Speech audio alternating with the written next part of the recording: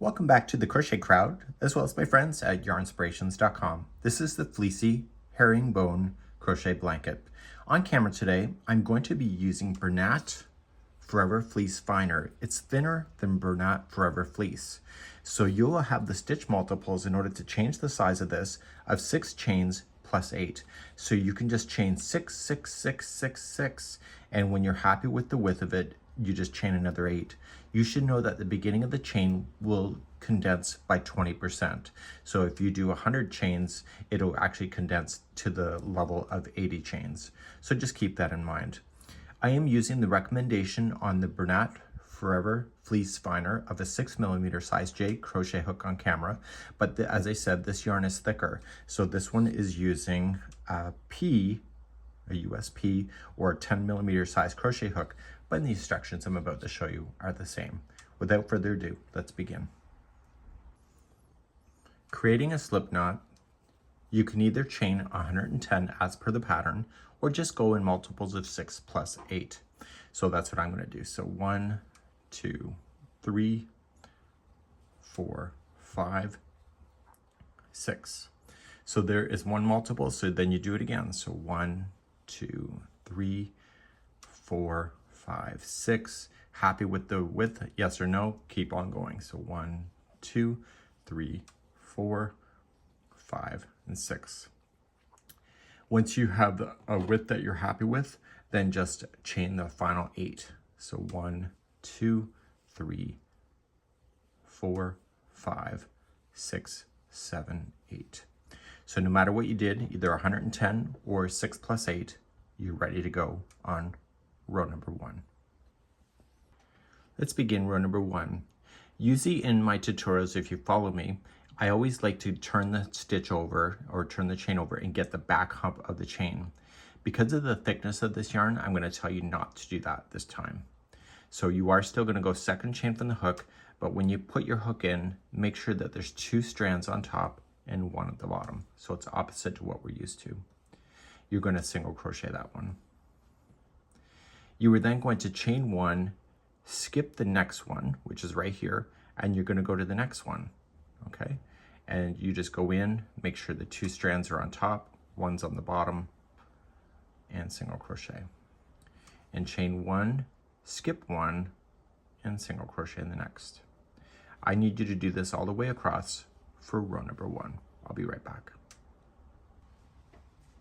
When you get all the way across your chain, make sure you chain 1, and then you're going to skip 1 and then do your last one into the last chain. Okay, so if your counts are right, you'll have that one left. So turn your work and let's do row number 2. Row number 2, chain 1 and single crochet in the same one that you're coming out of. So right in the same one. And then chain 1, skip the chain 1 space and go right into the next single crochet that you have. And you're going to do that all the way across. So chain 1, skip the next chain 1 space, and just go in the next single crochet. Please do this all the way across for row number 2. Coming all the way across, I'm just chaining 1, skipping the last chain 1 space before the last one, and single crochet into the last stitch. Turn your work and let's begin row number 3. Row number 3, we're going to do the herringbone effect, and all it is this just chain work with a slip stitch. So you begin, you're going to chain 1 and single crochet in the first one. You're now going to chain 3, so 1, 2, 3, and look below. You're going to skip the next chain 1 space, and in the next space right here, okay, the second one over, you're going to go into the chain 1 space right underneath, and just pick it out of the background, okay, and then just slip stitch, and that will hold that there. You're going to chain 3, so 1, 2, 3. You're going to skip the next space that's available and single crochet into the next one. Okay, so let's try again. So chain 3, you skip the next space right here, you go to this one, but go straight on down to row number 2, or to the top of row number 1 actually. So just going in, picking it out the background, slip stitch, chain 3, skip the next space, and single crochet into the next. So we're establishing all of the drop downs now. So chain 3, skip the next space, go to this space, the one after, and straight on down 2 rows below, and slip stitch. Chain 3, skip the next space. So if you push this back in front, you're skipping the next space, single crochet in the top of the next single. And then you're going to do this all the way to the end, and when you're ready for the end, you just chain 3, skip the next space, go to the second one over, straight on down to the 2 rows below, slip stitch, chain 3. And it just happens to be, because this is the end, you are skipping the next space and just going right into the top of the first single crochet. So now the one-sided pattern has just begun. And now we're going to turn and work and do row number 4. Row number 4. We're going to chain 1, and we're going to single crochet in the top of the first single crochet. We're then going to chain 1, and we are going to let these chains just stay on the other side, don't interfere with them, and just use the next single crochet that's available. So it's after the chain 1 space, use this one and double crochet. Chain 1, use the next single crochet, so there's a chain 1, and use that one as a double crochet, chain 1, and then pop this back up and single crochet into the next single. Do you see that? So let's try again. So chain 1, don't worry about the chain work here, just leave it in behind, and grab the next single crochet and do a double. Chain 1, do the next single. Okay, so you're skipping right over that chain 1 space. Chain 1, and then flip this back up to get the next single, which is part of that the herringbone. Try again. So chain 1, don't worry about the chain work, just leave it in behind, double into the next single, chain 1, double into the next single, just ignore those chain 1 spaces, chain 1. So once you get your 2 doubles, flip this back up, put the single into the single, and you'll do this all the way across. So chain 1,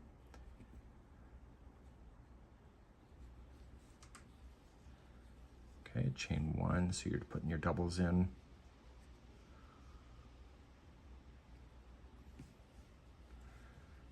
okay, chain 1, and then you're going to go right into the end. Okay, so that's how you complete that, and when you turn it around, this is what it will look like. Rows number 5 and 6 are now the repeat for the remaining of your blanket. We have it all established now. So we're going to begin chain 1, single crochet in the first single. You're looking at the right side of the work. RS means right side, so we don't want to interfere with these double crochets that are in behind. We just want to stay in front. Chain 3, so 1, 2, 3. And what you're going to do, see where these are coming down? You're just going to move your fingers and you'll find the next chain 1 space that's empty. It's the next row up from this. Pop it out of the background, slip stitch, chain 3, and go to your next single crochet that's over here. See how they're all coming up to each other? And you're doing that all the way across. So chain 3, here's the middle, go straight on down, 2 down, it's right here, slip stitch, chain 3, and single into the single. So you're following the path that you've already got. So chain 3, it's the middle, chain 3, and single into the next single. So chain 3,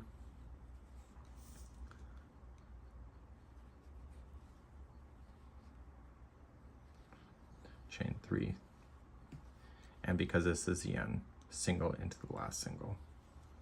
Okay, so that was row number 5. So now you're going to turn your work and begin row number 6. Let's begin number 6. So it's basically what we've already learned. So we're going to chain 1 and we're going to single into the first. Chain 1, ignore the herringbone look in the behind and just stay in the front and put a double into the double crochet. Chain 1, put a double into the double crochet, and chain 1, and then just flip it back up to get that here and single into the single. This almost feels like interlocking crochet to some degree. So let's try again. So just chain 1, double into the next double, chain 1, double into the next double, and we don't interfere with those waves. Chain 1, flip it up and get the single and keep on going across. So chain 1, double into the double, chain 1, double into the double, chain 1, single into the next single, so just flip it up and keep doing that across. So you can put me on hold and go all the way across. And for those that are keeping with me, you just keep the pattern going as you know it. So finally at the end, you chain 1 and single into the last. And that was row number 6. So if you turn your work, there you go. So now you're going to repeat rows 5 and 6 until you get to approximately 56.5 inches. And you have to end on the wrong side. So this means that I have to do another row of 5 first so that I can come on down before I can do the last row. So you will repeat 5 and 6, 5 and 6, and then you need to finish on a 5th row. So you need to do the row number 5 one more time. So let's do that. So to repeat number 5 to finish up the blanket, you're gonna chain 1, single into the single, and then you will chain 3 and then come on down. So you're just going to come on down to the next empty one and chain 3. So it's everything you've already learned. So single into the next single, chain 3, slip stitch in, chain 3. And because I've got more in my hand, I can go much faster because there's less to hold on to. So chain 3. Just make sure you slip around the 2nd row down. And chain 3.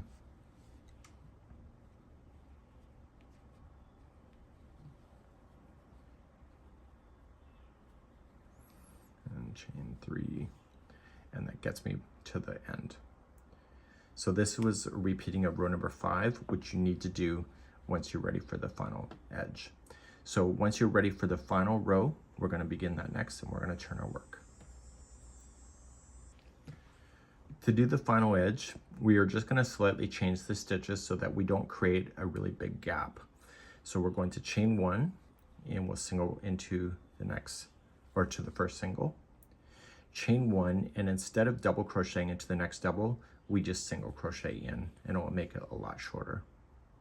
So chain 1, skip 1, single into the next double, chain 1, flip this up and single into that. Okay, so you're holding your last waves into position this way. Chain 1, single into the next double, chain 1, single into the next double, chain 1, single into the next single. Okay, make sure you do flip that up.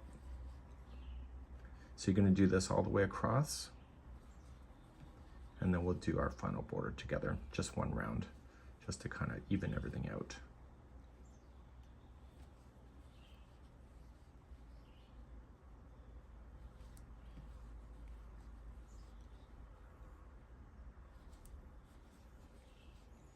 chain 1, and then just get into your last stitch.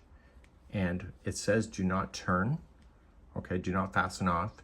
And what we want to do is that we want to turn it back to the right side and begin our final revolution. To do your final revolution, you're going to just chain up 1, and you're going to work single crochets evenly across the tops and the bottoms and through the sides. But on the corner here, you want to put in 3 single crochet. So any corners have to have 3 single crochet to make that 90-degree turn. So then just proceed with what you have. So 1 single crochet in the single. If there's a chain 1 space, just fill it in. And so you're equally spacing out your stitches as you go.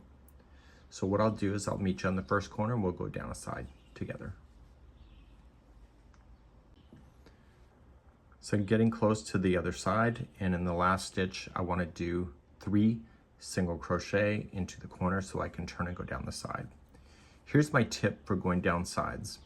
I want you to look at the distance of the tops of these stitches that you just put in, and I want you to match that distance on the side. So when you go into the side, just carefully going in to your stitch work, kind of matching the same distance across. So if it's looking wavy or roughly, then that means that you're adding too many stitches too close together. And if it's starting to buckle, where it means that it's starting to go like this, it means that you're being too quick. So just use the tops of the stitches of the distance here to match it pretty close to here. And so you'll go all the way down your side like that until you get right to the bottom. And so that because this is a corner, you're going to put 3 single crochet in, and then you're going to go along the bottom. Remember, there is chain 1 spaces at the bottom, so you just want to fill those in and put 1 singles into the singles, and etc. So I'll meet you at the end of the revolution in just a moment. I'm coming up on my final side, and then I'm just evenly spacing it, and the corner is already done, so I'm just going to slip stitch it to the beginning single crochet. We're then going to trim this yarn, and we're going to put it through a tapestry needle. This is the best way to hide things, so any loose ends that you will have, throw it through a tapestry needle and turn it to the wrong side of the work.